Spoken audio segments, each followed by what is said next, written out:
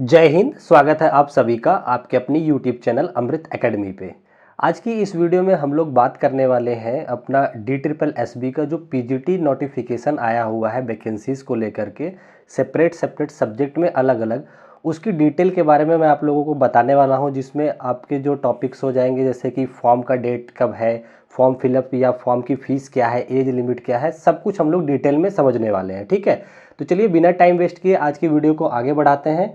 और जो लोग चैनल पे नए हैं प्लीज़ चैनल को सब्सक्राइब जरूर कर लेना। ठीक है, एक सेकंड में थोड़ा सा इसको स्क्रॉल कर लेता हूँ।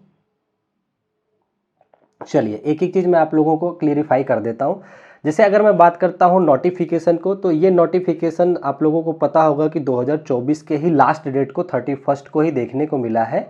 और इसमें अगर हम फॉर्म फिलअप की डेट की बात करें तो आपको 16 जनवरी से इसका फॉर्म भरना शुरू हो जाएगा और ये 14 फरवरी तक जाएगा। ठीक है ना, जो कि आपको लगभग एक महीने का पर्याप्त टाइम मिलेगा फॉर्म भरने के लिए, आप अच्छे से फॉर्म को फिल कर सकते हैं। ठीक है, और कोशिश ये कीजिएगा कि फॉर्म को शुरुआती ही दौर में लगभग फॉर्म खुलने के 8-10 दिन के अंदर ही आप लोग फिल कर लीजिएगा, क्योंकि लास्ट में साइट वगैरह काफ़ी प्रॉब्लम करती हैं। ठीक है, अगर मैं बात करूं यहाँ पे फॉर्म फीस की, तो आपकी जो फॉर्म की फ़ीस है 100 रुपीज़ होती है। ठीक है, तो आप लोग ये भर सकते हैं। अगर मैं बात करता हूँ यहाँ पे क्वालिफ़िकेशन की आपके, तो यहाँ पे क्वालिफ़िकेशन जो आपको चाहिए, आपको अपने सब्जेक्ट में पोस्ट ग्रेजुएशन होनी चाहिए और साथ ही साथ आपके पास बीएड की डिग्री कंपलसरी है। ठीक है, और डीएलएड रिक्वायरमेंट नहीं है और डीएलएड वाले इसके लिए एलिजिबल नहीं होते हैं।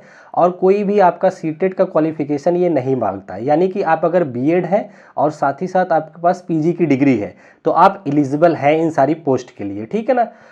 अगले टॉपिक पे अगर हम आ जाए, आपको एज की बात कर दें तो जनरल कैंडिडेट के लिए जो एज लिमिट है मैक्सिमम आपकी 30 साल तक आप फॉर्म को अप्लाई कर सकते हैं, अगर आप 30 साल के हैं तो। ठीक है, और एक चीज़ और कंफर्म होनी चाहिए यहाँ पे कि आपका जो क्वालिफिकेशन है ये कंप्लीट होनी चाहिए। आप अपेयरिंग में हैं तो आप अप्लाई नहीं कर सकते हैं। ठीक है, यानी कि अगर आप पीजी कर रहे हैं तो आपकी क्वालिफिकेशन रिजल्ट आ गया होना चाहिए फॉर्म भरने से पहले, और आपका बीएड भी कंप्लीट होना चाहिए। ठीक है, और एज लिमिट मैंने आपको बता ही दिया है। बाकी साथ ही साथ प्लस आपके पास अगर कैटेगरी है, आप ओबीसी या एससी एसटी से बिलोंग करते हैं, तो आपके अकॉर्डिंगली जो भी आपका रिलैक्सेशन है वो अप्लाई हो जाएगा। ठीक है, बट ध्यान ये देना है कि ये जो अप्लाई होगा आपके पास जो सर्टिफिकेट होना चाहिए वो सेंट्रल लेवल यानी कि केंद्र लेवल का होना चाहिए। ठीक है, यहाँ तक हो गया। अगर मैं बात करता हूँ आगे आपके इसके सिलेबस के लिए, तो सबसे पहले मैं उस पर चर्चा करता हूँ। खंड पहला जो आता है जिसमें कॉमन सिलेबस जो देखने को मिलता है, कॉमन सब्जेक्ट उसमें देखने को मिलेगा आपको 100 मार्क्स का आता है। ठीक है ना। अगर मैं ओवरऑल पूरे पेपर की बात करता हूं तो टोटल पेपर जो आपका होता है वो 300 का होता है, 300 मार्क्स का, और 3 घंटे का ही टाइम आपको मिलता है। ठीक है, तो जो पहला पार्ट इसका होता है उसमें आपको 100 मार्क्स का तो जनरल अवेयरनेस, उसमें कई सारे सब्जेक्ट आपके होंगे, जैसे आपको रीजनिंग के क्वेश्चन देखने को मिल सकते हैं, जीए जीएस का मिल सकता है, कुछ क्वेश्चन आपको लगभग अप्रॉक्स 20 के आसपास इंग्लिश के देखने को मिलते हैं और 20 के आसपास ही हिंदी सब्जेक्ट के देखने के मिलते हैं, और कुछ न्यूमेरिकल एबिलिटी जैसे कि डीआई वगैरह हो गया, वहाँ से क्वेश्चन देखने को मिलते हैं। ठीक है, तो टोटल लगभग आपका जो बन जाता है 100 मार्क्स का क्वेश्चन तो आपको यहाँ से देखने को मिलता है। अब आपका सेकेंड पार्ट आ जाता है, जिस सब्जेक्ट के लिए आप अप्लाई करते हैं उसका आपको 200 नंबर के क्वेश्चंस देखने को मिलता है। एक बार मैं इसको डिटेल में आपको समझा देता हूं। सब्जेक्ट में आपको जैसे टोटल 300 प्रश्न है, 300 में से 100 तो हम लोगों ने डिस्कस कर लिया, बचे हुए जो 200 प्रश्न होंगे, जैसे आप हिंदी से पीजी हैं तो आपके जो 200 क्वेश्चन होंगे टोटली डिपेंड होंगे किससे, हिंदी लैंग्वेज या हिंदी पेडागोजी। साथ ही साथ आपको पेडागोजी, जैसे हम लोग सीटेट पढ़ते हैं पेडागोजिकल पार्ट आता है, उसी तरीके से सब्जेक्ट पेडागोजी भी यहाँ पे आपको देखने को मिलती है इसके साथ। ठीक है, तो ओवरऑल आपको सब्जेक्ट का एक ओवरव्यू मिल गया होगा। बाकी जब आप फॉर्म भरेंगे नीचे मैंने पीडीएफ लगा रखा है, वहाँ पे सारी चीज़ें आपको डिटेल मिल जाएगी, और मैं आप लोगों को टेलीग्राम पे भी ये पीडीएफ डाल दूंगा। ठीक है, अगर मैं आपके एग्जाम टाइम की बात करता हूं तो ये 3 घंटे का एग्जाम टाइम होता है और 3 घंटे में आपको 300 प्रश्नों को सॉल्व करना होता है। ठीक है, चलिए अगर यहाँ पे मैं बात कर लूँ आप लोगों के लिए नेगेटिव मार्किंग के लिए, तो बिल्कुल यहाँ पे आपको नेगेटिव मार्किंग देखने को मिलती है, जो कि 1/4 आपको देखने को मिलती है। ठीक है, चलिए ठीक है, आई होप आपको यहाँ तक चीज़ें समझ आ गई होंगी।